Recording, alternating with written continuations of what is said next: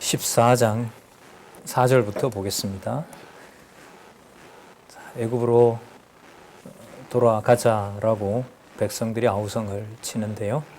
4절에 보시면 이에 서로 말하되 우리가 한 장관을 세우고 애굽으로 돌아가자 하매 모세와 아론이 이스라엘 자손의 온 회중 앞에서 엎드린지라. 그 땅을 탐지한 자 중 눈의 아들 여호수아와 여분네 아들 갈렙은 옷을 찢습니다. 그리고 이스라엘 자손들에게 우리가 두 땅은 심히 아름다운 땅이라. 8절에 이제 여호와의 이름을 알려주죠. 여호와께서 우리를 기뻐하시며 면보다가 우리를 그 땅으로 인도하여 들이시고 그 땅을 우리에게 주시리라. 이는 과연 젖과 꿀이 흐르는 땅이니라. 다시 여호와 오직 여호와를 거역하지 말라. 또 그 땅을 두려워하지 말라. 그들은 우리의 밥이라. 그들의 보호자는 그들에게서 떠났고 여호와는 우리와 함께 하시느니라. 그들을 두려워 말라 하나 온 회중이 그들을 돌로 치려 하는 동시에 여호와의 영광이 회막에서 이스라엘 모든 자손에게 나타나시니라. 아까 메추라기를 어마어마하게 준 다음에 여호와의 진노가 임했던 것처럼 이스라엘 백성들이 여호수아와 갈렙을 또 모세와 아론을 해하려고 할 때 여호와의 영광이 회막에서 성막에서 나타납니다. 그리고 말씀하시는데요. 여호와께서 모세에게 이르시되 이 백성이 어느 때까지 나를 멸시하겠느냐. 아까 말씀드렸었죠. 인간과 인간에 대한 범죄는 존재하지 않습니다. 하나님의 백성들에게 있어서는 바로 여호와에 대한 반역과 연관이 됩니다. 내가 그들 중에 모든 이적을 행한 것도 생각지 아니하고 어느 때까지 나를 믿지 않겠느냐. 내가 전염병으로 그들을 쳐서 멸하고 너로 그들보다 크고 강한 나라를 이루게 하리라. 놀라운 말씀이 나오는데 12절 같이 한번 읽어보실래요? 시작. 내가 전염병으로 그들을 쳐서 멸하고 너로 그들보다 크고 강한 나라를 이루게 하시리라. 그러니까 진노와 보호가 동시에 나와 있죠. 이 말씀이 그 40일 동안 모세가 시내산에 있을 때 금송아지를 만들잖아요. 그리고 그걸 여호와로 부르는 범죄를 했을 때 전부 다 멸하겠다고 했을 때 여호와께서 모세에게 해주었던 말씀하고 똑같습니다. 그 출애굽기 32장 34절이에요.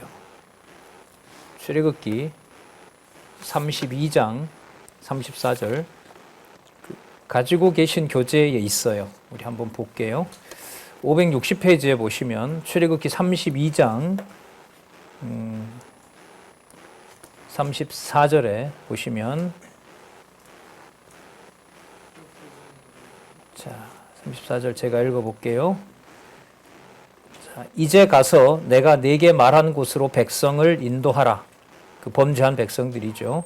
내 사자가 내 앞서 가리라. 그러나 내가 보응할 날에는 그들의 죄를 뭐한다? 보응하시겠다.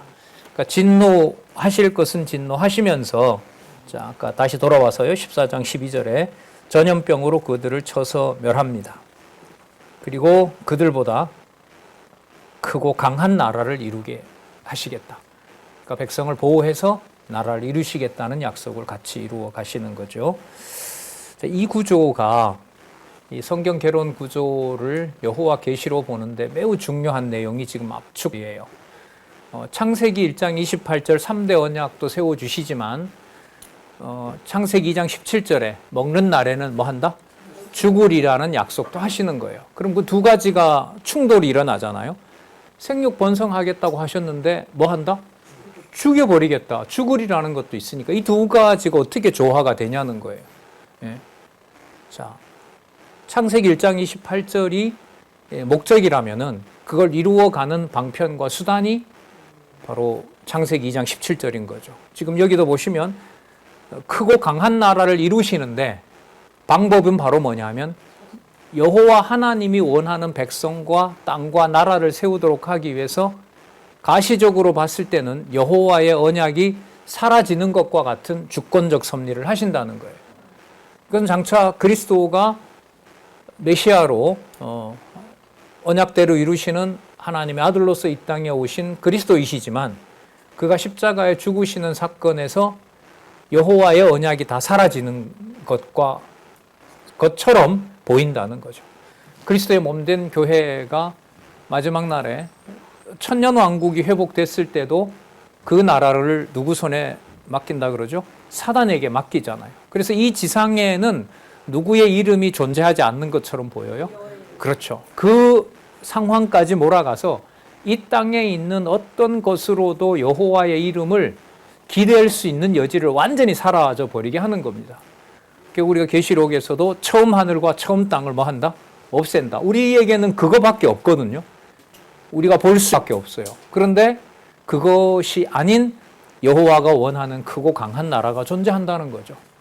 여기에 우리가 따라갈 수 있는 이해는 없어요. 이해력은 없어요. 이런 구조에서는.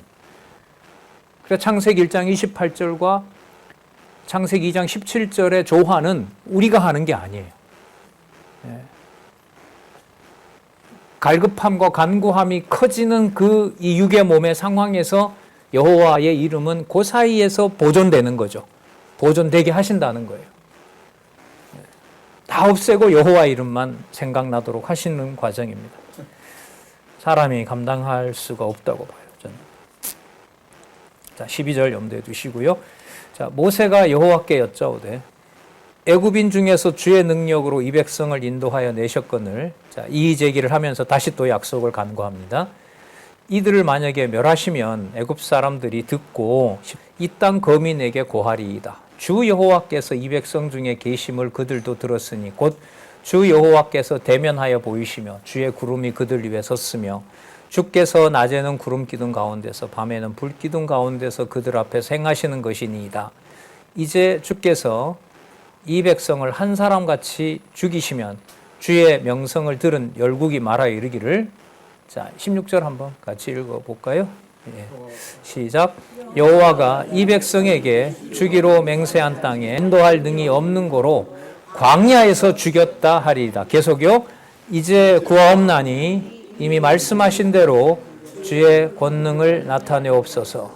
이르시기를 계속 여호와는 노하기를 더디하고 인자가 많아 죄악과 과실을 사하나 형벌을 받을 자는 결통 사하지 아니 아비의 죄악을 자식에게 갚아 3, 4대까지 이르게 하리라 하셨나이다. 19절. 고옵나니 주의 인자의 광대하심을 따라 이 백성의 죄악을 사하시되 애굽에서부터 지금까지 이 백성을 사하신 것 같이 사옵소서. 그러니까 이게 앞부분에 모세는 누가 세운 종이다? 내가 세운 내 종이다. 그가 온유하며 그가 충성되다라고 하는 것을 이 모세의 간구를 통해서 또 한번 확인해 주는 거고요. 그리고 18절에 아까 12절 읽었던 말씀이 여기에 다 나오죠. 여호와는 노하기를 더디하고 인자가 많아서 죄악과 과실을 사하지만 형벌 받을 자는 뭐 하지 않는다? 결코 사하지 않는다.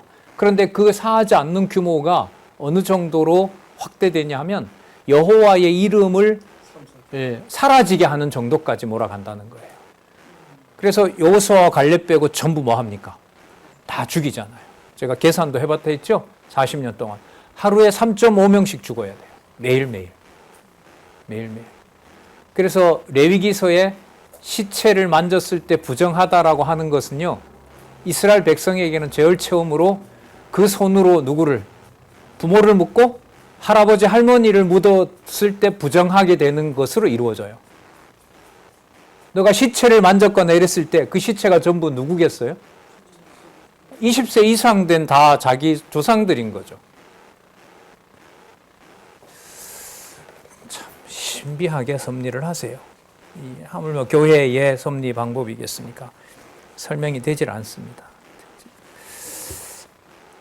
예, 그 9절 나왔던 거 있잖아요. 노하기를 더디하고 인자가 많아 죄악을 사하시고 그리고 노하기를 더디 19절에 주의 인자의 광대하심을 따라 이 백성의 죄를 사하시되 사하시옵소서. 이 구절들요. 이 출애굽기에 나오죠.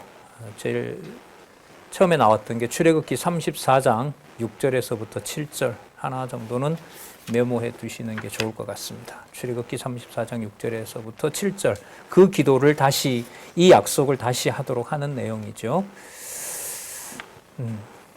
자, 그러면서 14장 20절에서부터 25절 갈렙과 여호수아만 본문에는 이제 갈렙만 나오는데요. 가나안 땅에 간다고 예고해 주십니다. 물론 나중에 이제 여호수아도 들어가게 된다는 거죠. 자, 여기에 이제 여호와의 맹세가 나옵니다. 여호와께서 가라사대 내가 내 말대로 사하노라. 내가 내 말대로 그래 너의 기도대로 내가 사하겠다. 왜 내가 약속한 거니까. 그러나 진실로 나의 사는 것과 내가 살아있는 것과 여호와니 온 세계에 충만할 것으로 맹세하노니 나의 영광과 애굽과 광야에서 행한 나의 이적을 보고도 이같이 10번이나 나를 시험하고 내 목소리를 청종치 아니한 그 사람들은 내가 그 조상들에게 맹세한 땅을 결단코 보지 못할 것이요 또 나를 멸시하는 사람은 하나라도 그것을 보지 못하리라. 그러나 오직 내 종 갈렙은 그 마음이 그들과 달라서 나를 온전히 쫓았은즉 그의 갔던 땅으로 내가 그를 인도하여 드리리니 그 자손이 그 땅을 차지하리라. 아말렉인과 가나안인이 골짜기에 거하나니 너희는 내일 돌이켜 어디로 가라 그래요? 홍해길로 하여 어디로 가라? 광야에서 들어갈지니라. 이게 뭐냐면요. 가나안 땅에서 멀리 가라는 거예요, 이게. 이 말이. 자, 돌이켜 홍해길이니까 홍해로부터 멀어져야 어디로 가요? 가나안으로 갈. 자, 그럼 이만 돌이켜서 홍해길로 가라는 말은 점점 뭐하고 멀어져요? 가나안하고 멀어지는 거예요. 지금 이게 과거에 있던 그 지도를 봐도 그렇지만 요즘은 그 새로 그 홍해 바다설이 이제 그 설득력을 얻고 있기 때문에 이건 이제 다음에 좀 한번 기회가 되면 여러분들 소개하도록 할게요. 근데 어쨌든 돌이켜 어디로? 홍해길로 가고 그것도 좋은 길이 아니라 어디로? 광야로. 왜 그렇게 하실까요? 앞부분 내용하고 관계가 있어요, 없어요? 당연히 있어야죠. 뭐 하려고? 여호수아 갈렙 빼고 전부 뭐 하려고? 시간을 지체해서 다 죽이려고. 네. 자, 14장 26절에서부터 35절. 20세 이상 된 백성들은 멸망할 것을 예고합니다. 자, 아까 가나안 땅에서 점점 멀어지게 하면서 그 시간 동안에 세대를 교체하시겠다는 거죠. 자, 여호와께서 모세와 아론에게 일러 가라사대 나를 원망하는 이 악한 회중을 내가 어느 때까지 참으랴. 이스라엘 자손이 나를 향하여 원망하는 바 그 원망하는 바를 내가 들었노라. 28절요. 그들에게 이르기를 여호와의 말씀에 나의 삶을 가리켜 맹세하노라. 반드시 이루신다는 거죠. 너희 말이 내 귀에 들린 대로 내가 너희에게 행하리니 너희 시체가 이 광야에 엎드러질 것이라. 너희 20세 이상으로 계수함을 받은 자 곧 나 원망하는 자의 전부가 여분네 아들 갈렙과 눈의 아들 여호수아에는 다시 내가 맹세하여 너희로 거하게 하리라 한 땅에 결단코 들어가지 못하리라. 내가 맹세한 땅에 맹세코 너희들은 들어보내지 않겠다. 이게 여호와의 세대 교체 방법이고요. 자손 언약을 이루어가는 방법입니다. 영적으로 보면 옛사람과 새사람을 섞어 놓을까요? 섞어 놓지 않을까요? 어느 정도로요? 옛사람의 여지를 하나도 남기지 않고. 그게 교회의 거룩성인 거예요. 성도의 거룩성이에요. 이 비밀이 약화되면 뭔가 다른 어떤 세상적인 것과 거룩한 것을 이제 섞어요. 그게 여러분 세속주의예요. 네.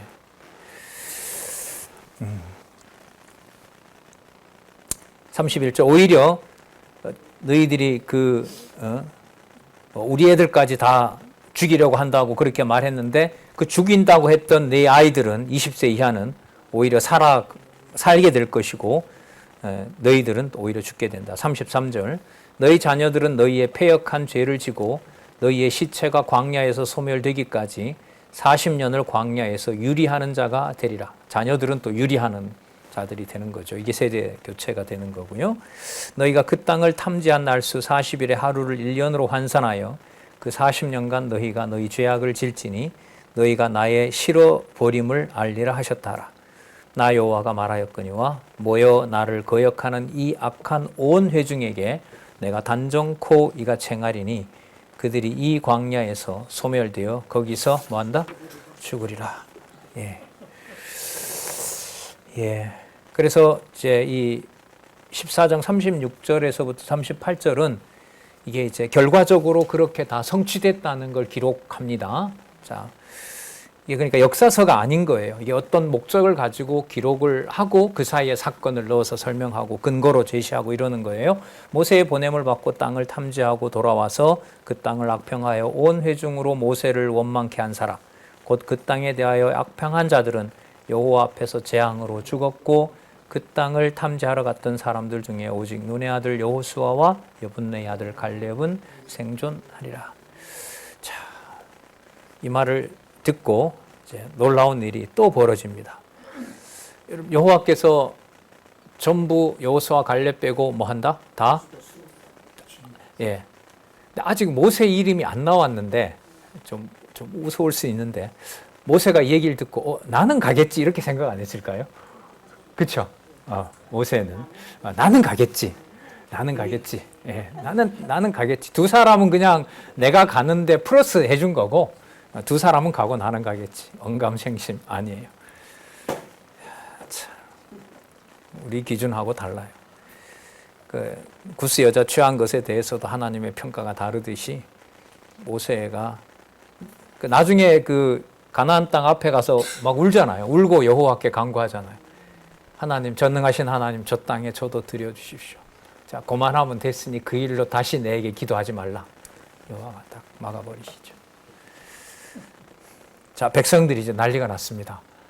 저희들이 잘못했습니다. 저희들이 이제 반성했으니까 가나안 땅으로 가서 약속한 땅을 저희들이 얻겠습니다. 라고 또 이제 군중들이 이제 다 들고 일어난 거죠. 그럼 여러분, 이 일이 지금 이 흐름으로 봤을 때 이 일이 무슨 사건하고 연관이 돼야 될까요? 여호수아와 갈렙 빼고 뭐 한다 했어요? 다 죽는다고 했잖아요. 그러면 다음 나오는 사건이 여호수아와 갈렙 빼고 다 죽는다고 했던 이 사건하고 어떻게 돼요? 연결이 돼야 돼요? 안 돼야 돼요? 돼야겠죠. 그럼 이 과정이 무슨 과정이 돼요? 그 약속대로 뭐 하는? 죽이는. 아말렉과 가나안인에게 패해서 죽는 게 조금 전에 여호와께서 죽이겠다고 했던 대로 뭐 한 거예요? 이루어진 거죠. 어떤 과정을 통해서? 백성들의 불순종을 통해서. 왜요? 어떤 불순종인가 하면 여호와가 올라가서 전쟁하지 말라고 했는데 여호와가 언약궤가 가지도 않는데 내가 가서 여호와의 뜻을 이루겠다고 가는 거죠. 바깥에서 봤을 때는 반성하는 태도고 반성했기 때문에 여호와께 자비를 구할 수 있는 거지만 그건 이제 인간의 생각인 거고요.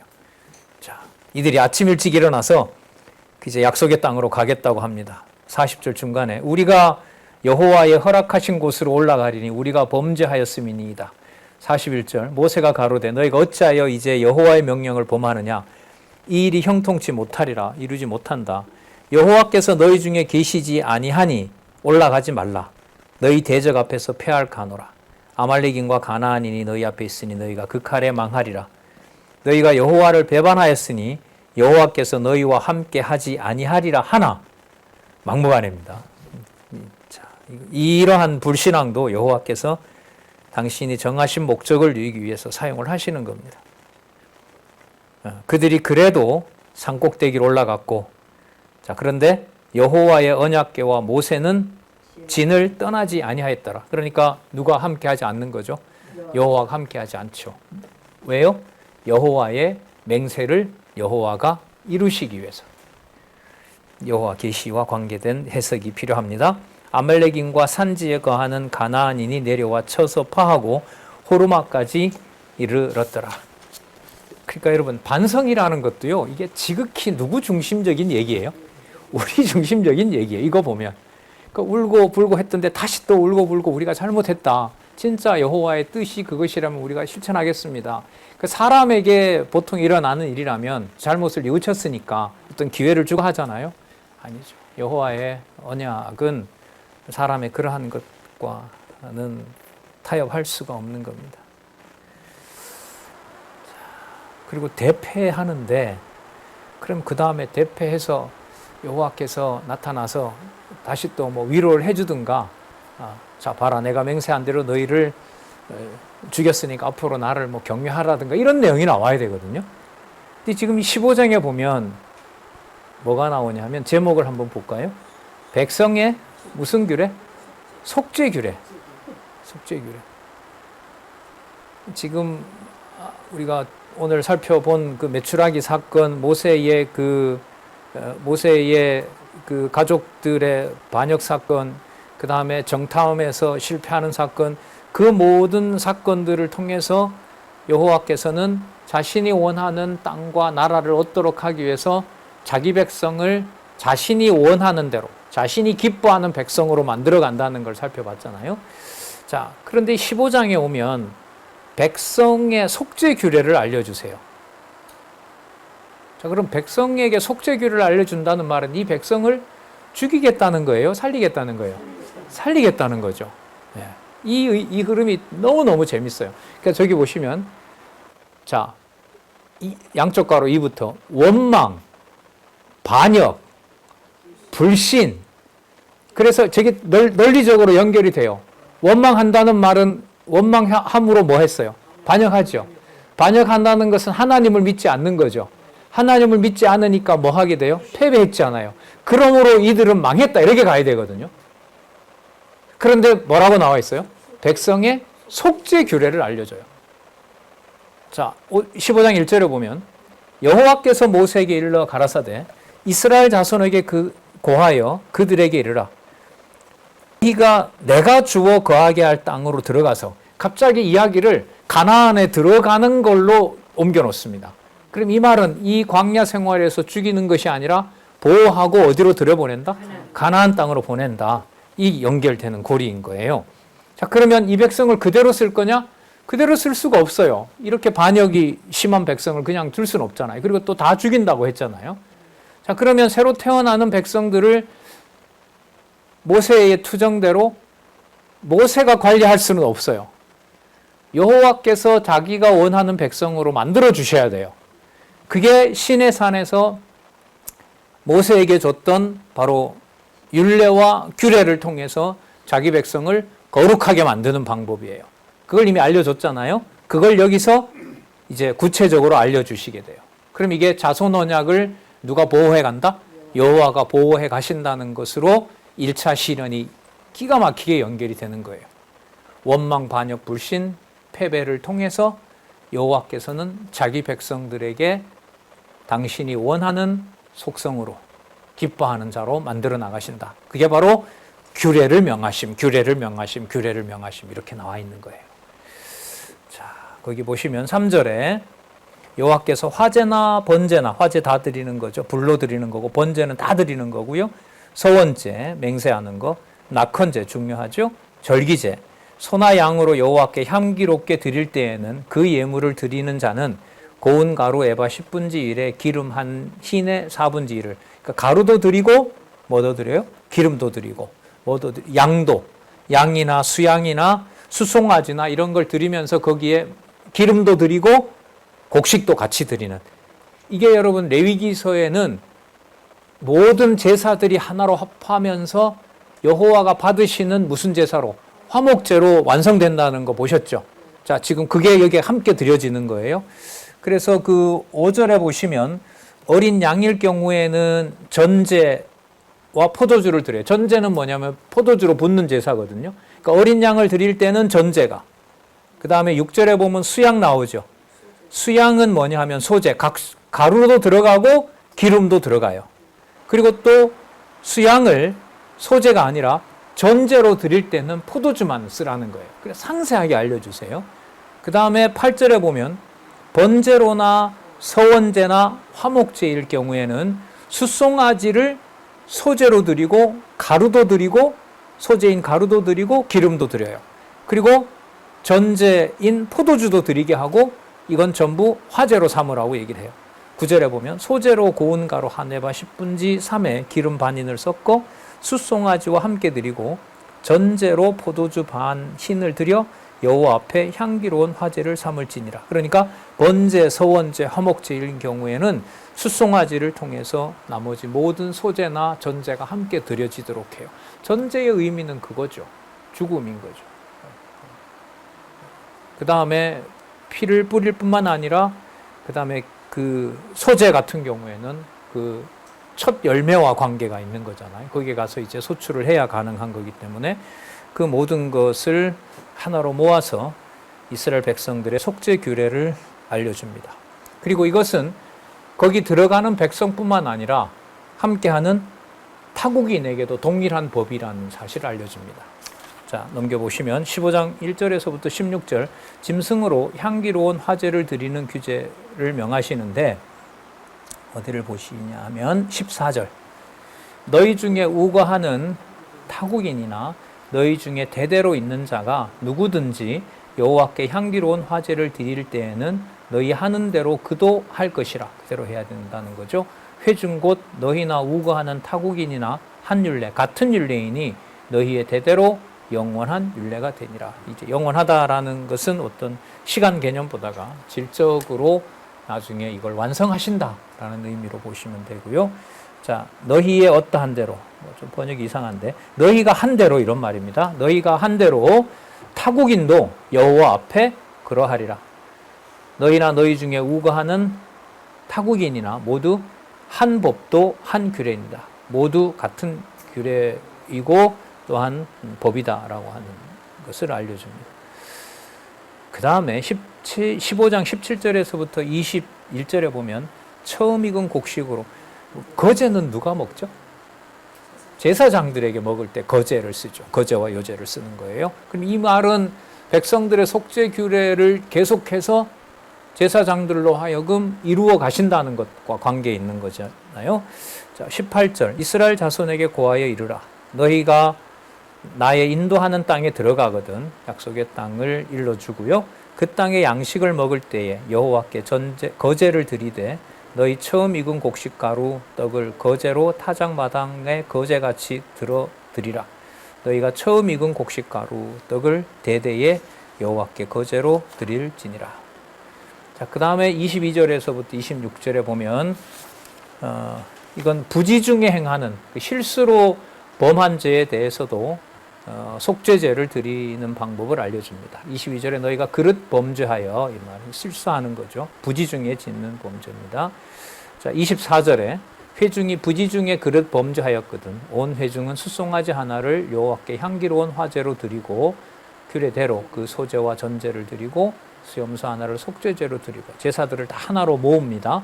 이제 가나안에 들어가면 25절 제사장이 이스라엘 자손의 온 회중을 위하여 속죄하면 그들이 사함을 얻으리라. 이는 그릇 범죄함이며 또 그 그릇 범죄함을 인하여 예물 곧 화제와 속죄제를 여호와께 드렸습니다. 이스라엘 자손은 온 회중과 그들 중에 우거하는 타국인도 사함을 얻을 것은 그 백성이 그릇 범죄하였습니다. 고의가 아닌 실수로 범죄한 것까지 다 속해 준다는 겁니다. 그리고 개인도 그릇 실수한 것에 대해서 그 다음에 타인도 그렇게 한 것에 대해서 동일한 법이 적용된다는 말씀이 그 다음에 계속 나옵니다. 개인이 그러나 실수하더라도요 여호와께 반역하면 이건 사하는 방법이 없어요. 자, 여기 그걸 지금 이루셨죠. 여호와께서 이제 반역한 자들에 대해서는 그 반역을 옳다라고 하진 않아요. 거기에 대해서 심판하시고 또 거기에 대해서 죽고 난 다음에 남아있는 백성들에게 속죄제를 드리도록 하는 그런 방법인데요. 볼게요. 27절 만일 한 사람이 그릇 범죄하거든 1년 된 암염소로 속죄제를 드릴 것이요 제사장은 그 그릇 범죄한 사람이 그릇하여 여호와 앞에 얻은 죄를 위하여 속죄하여 그 죄를 속할지니 그리하면 사함을 얻으리라. 29절 이스라엘 자손 중 본토 소생이든지 그들 중에 우거하는 타국인이든지 무릇 그릇 범죄한 자에게 대한 법이 동일하거니와 자, 30절. 본토 소생이든지 타국인이든지 무릇 짐짓 무엇을 행하면, 이 번역이 좀 명확하지 않은데, 무엇을 행하면이 이게 그 본래 뜻은 손을 들면 이런 말이에요. 손을 든다는 말은 뭐 하냐면 반역한다는 거예요. 그래서 이게 반역한다는 의미를 가지고 있어요. 자, 무엇을 행하면, 반역하면 누구를 회방하는 자니?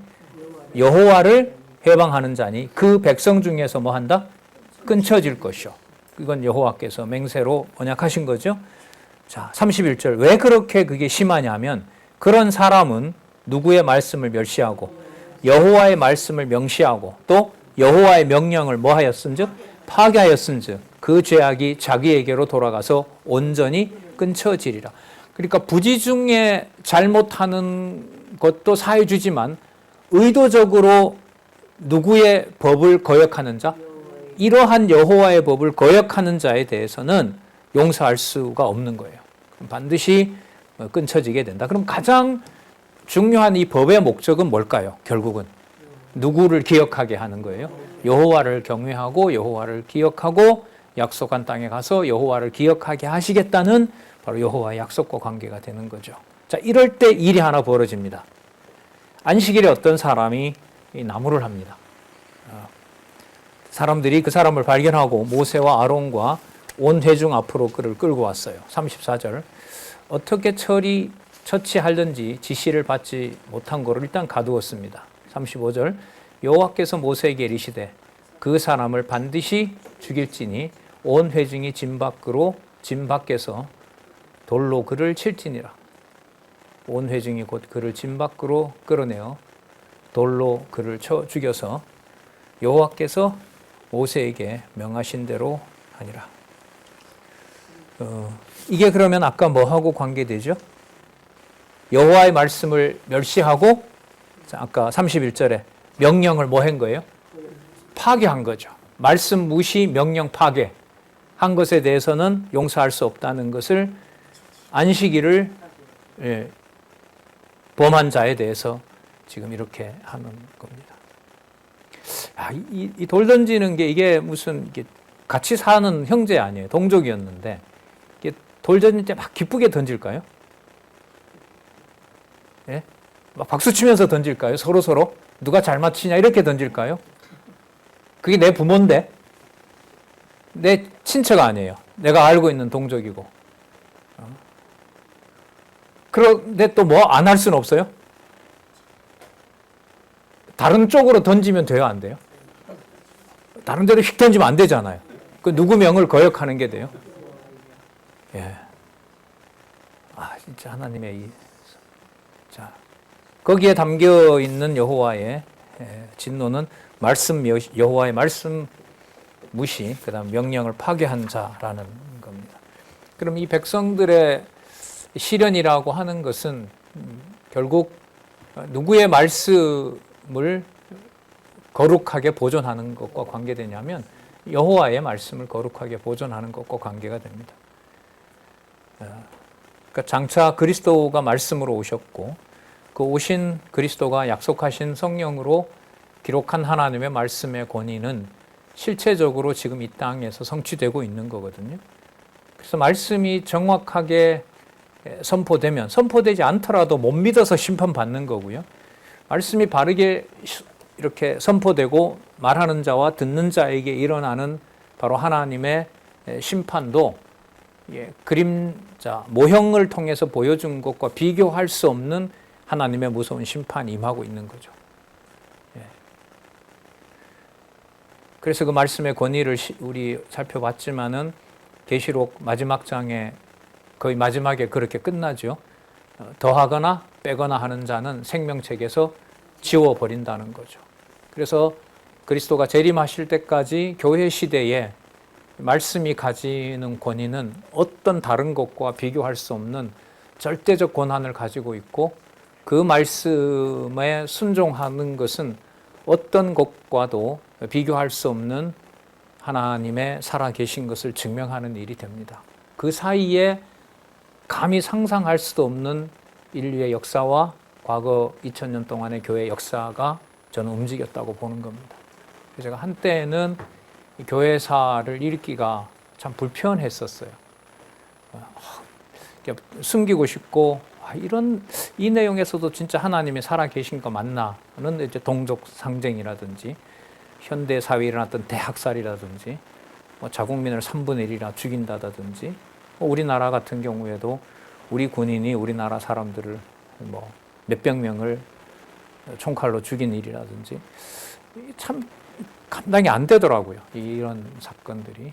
그리고 여호와의 계시라는 것하고 이게 마음에서부터 벌써 이렇게 거부가 일어나고요.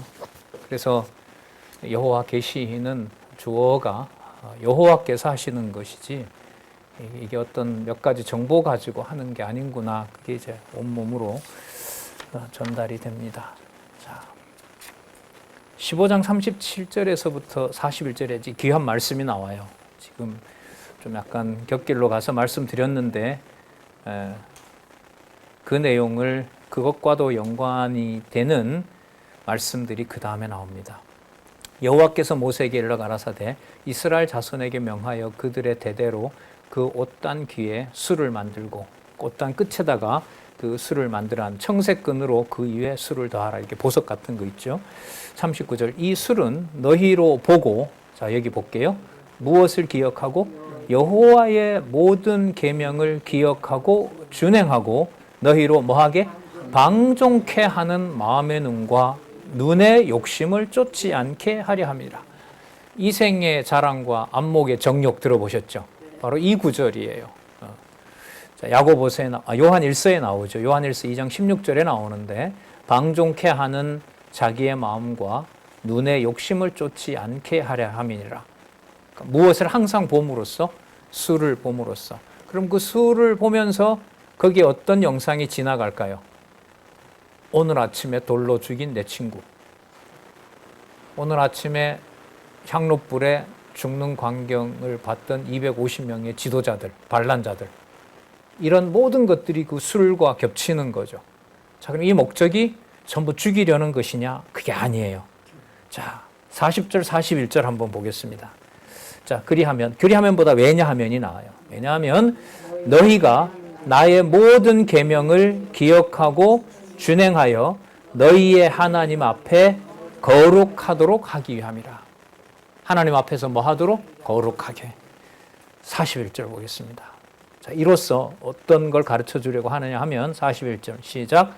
나는 너희의 하나님이 되려 하여 너희를 애굽 땅에서 인도하여 낸 여호와 너희 하나님이라. 나는 여호와 너희 하나님이니라. 이게 여러분 목적이었던 거죠. 그러면 광야의 시련, 이제 1차 시련 살펴봤는데 목적은 여호와께서 우리의 뭐가 되려고 한다? 하나님이 되려 된다는 말이 이게 매우 중요해요. 되는 게 내가 만든다고 되는 게 아니거든요. 오늘 보셨잖아요. 그럼 이 된다라는 말이 물이 요한복음의 가나 혼인잔치 사건 아시잖아요. 물이 뭐가 돼요? 그 죽은 나사로가 뭐가 돼요? 산 자가 되는 거죠. 이방인인 여러분들과 제가 누구의 자녀가 되는 거예요? 거룩한 하나님의 자녀가 되는 거거든요. 이 된다라고 하는 게 그냥 자동적으로 자연적으로 이렇게 생성되고 만들어진다는 게 결코 아니에요. 그건 불가능해요. 되는 것은 되게 하셔야 돼요. 아멘. 여호와께서 하나님이 여호와가 되게 하시는 것은 여호와 방법으로만 할 수 있어요. 근데 그 방법은 누구의 이해로 상상도 안 된다? 여호와의 하시는 일은 우리의 이해로 상상도 못한다. 하늘이 서쪽에서 동이 먼 것처럼 내 생각과 내 생각은 뭐하니라? 다르니라. 그게 바로 여호와의 거룩성입니다. 거룩성인데 그게 믿어진다는 거예요. 그런데 이게 떠나지 않는다는 거예요.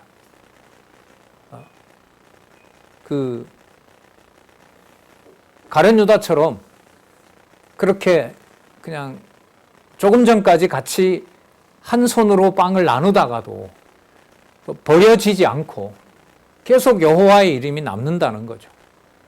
또 비교할 수 없을 정도로 교동협회, 교회 동력자 협회의 많은 지체들에게 우리 1세대들인 우리 원로 목사님, 이 저자도 살아 생존하시지만은 그 수십 년간 장안중앙교회 설립 몇 주년 되죠? 올해? 50주년 되나요? 50주년 넘죠. 50주년 넘 74년이니까요. 예, 51년 되나요? 하여튼 그 시간 동안 어마어마한 양으로 그게 이제 뭐 말씀운동 전체 지체들에게 이미 하늘나라 가신 선배들도 계시지만은 상당수의 지체들 1, 2, 3, 4세대까지 그 말씀이 전해진다라는 것은 이건 비교할 수 없는 복이에요. 만약에 어느 누군가가 교회 사가가 말씀운동의 관점에서 성경신학을 풍요롭게 누린 세대가 어떤 세대냐고 누가 만약 객관적으로 서술했을 때 이 교동협에서 일어난 성경 공부 시간과 비교했을 때 다른 어떤 나라에도 그렇게 비교될 나라가 있을까요? 제 기억으로는 없어요. 제가 찾아본 자료로는 없어요. 한국 교회는 물론이고요. 예. 주중에 뭐 비교가 되지 않는 시간과 그 다음에 우리 보시는 것처럼 올라간 영상 강의와 또 거기에 참여하는 우리 주보에 있는 17개 반, 뭐 더 되겠죠. 자, 그 모든 것들이 41절에 나는 너희 하나님이 되려 하여 너희를 애굽 땅에서 인도하여 낸 여호와 너희 하나님. 예, 여호와 하나님. 이게 이제 바로 성경 계시 기록의 핵심이라고 할 수가 있습니다. 873페이지에 이 정리를 한번 보고 갈게요. 보고 가겠습니다. 세 번째 단락에 보시면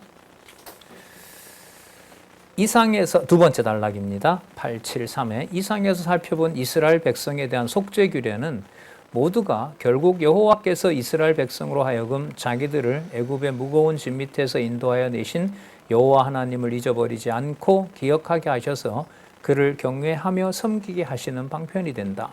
그런데 이러한 규례는 장차 여호와께서 영원히 온전한 것으로 이루어 주실 예수 그리스도를 보내심으로 택자들로 하여금 죄의 권세에서 건져주신 여호와 하나님을 기억하고 경외하며 섬기게 하실 섭리에 대한 예표로서의 모형과 그림자이다. 여호와의 메시아 언약. 자, 이것과 연결이 됩니다. 여러분 이 구절이 요한계시록의 마지막에 나와요. 이 구절이. 잠시 살펴볼 텐데요. 우리 요한계시록 살펴봤잖아요. 아까 된다라는 말 있잖아요. 되게 해주셔야 가능한. 그러면 이건 약속한 대로 뭐가 된 거죠? 이루어진 거죠. 된다라는 말. 그러니까 된다라는 말은 여호와의 이름과 가장 가까운 동사예요. 된다는 게. 그러니까 언약하신 대로 성취함으로 우리 안에 여호와가 거주하게 되는 거죠. 한번 찾아보실래요? 이 출애굽기에도 나오고요. 이게 선지서에도 나오고 한데 예를 들면 고린도 후서 6장 16절에 똑같은 말씀을 인용하세요. 그리고 히브리서 8장 10절에도 인용을 하시고요. 자, 요한계시록은 우리 한번 같이 찾아볼게요.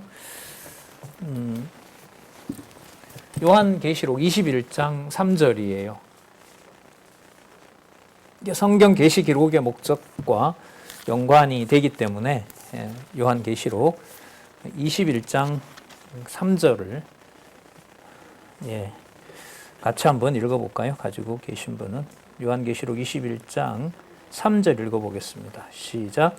내가 들으니 보좌에서 큰 음성이 나서 가로되 보라 하나님의 장막이 사람들과 함께 있음에 하나님이 저희와 함께 거하시리니 저희는 하나님의 백성이 되고 하나님은 친히 저희와 함께 계셔서 모든 눈물을 그 눈에서 씻기심에 다시 사망이 없고 애통하는 것이나 곡하는 것이나 아픈 것이 다시 있지 아니하리니 처음 것들이 다 지나갔음이로라. 예, 아멘. 아까 3절에 나오죠. 하나님의 백성이 되고 하나님이 친히 저희와 함께 계신다. 임마누엘이죠. 자, 이 말씀을 확인할 수가 있습니다.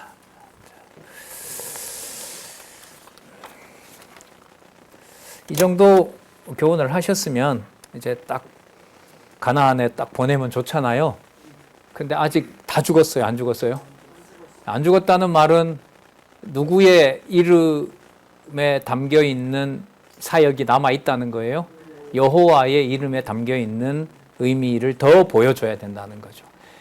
제가 아까 말로는 다 죽는 것과 관계가 있는 건데 31절을 우리가 41절을 다시 기억한다면 여호와 하나님이 누구의 하나님이 되는 우리의 하나님이 되는 약속을 여호와께서 이루어 주시는 거예요. 그런데 그게 전부 뭐 하는 방법으로? 두 사람 빼고 다 멸하는 방법으로. 이게 이제 우리의 어떤 이해로 차근차근 설명이 되고 납득이 되는 방식이 아니라는 겁니다. 자, 그러면 이제 두 번째 광야의 2차 시련, 고라당의 반역부터 우리 좀 쉬었다가 12시 10분에 16장부터 시작하도록 하겠습니다.